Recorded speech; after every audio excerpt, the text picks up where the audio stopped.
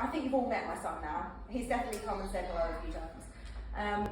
When I was trying to discuss with him, he saw one of the posters that we have, it's over here, and it has buildings that have been destroyed.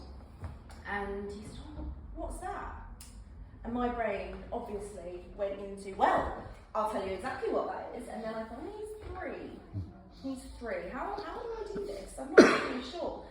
And, to my own, I'm quite ashamed of this, I have to say. I started talking about goodies and baddies.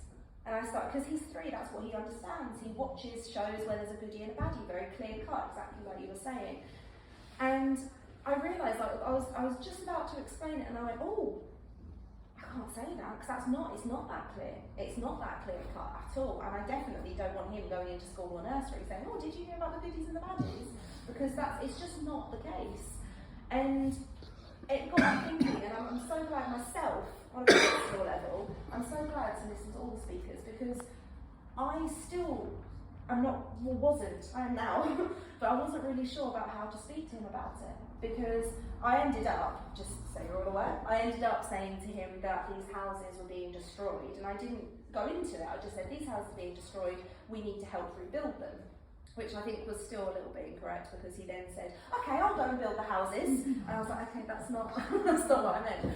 But it was such a difficult thing, and the more teachers I spoke to at work, the more parents I spoke to at his nursery and things like that, it got me thinking about, actually, I don't feel confident talking to my own children about it. And so in a school environment, how are teachers meant to feel confident about talking about it when they don't know what they can and can't say? And then I thought, well, actually, a lot of other parents are finding exactly the same situation where I just, as you say, trying to keep them in a bubble, trying to just keep it away from them.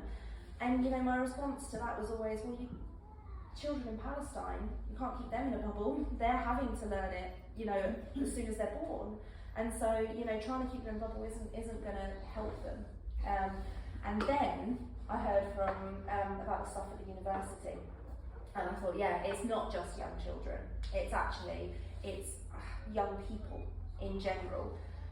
Just people in general, let's be honest. It's how do you talk to people my own age about it. But young people in general, being an educator, being a parent, it doesn't matter how old your children get, it's still difficult to have those conversations with them.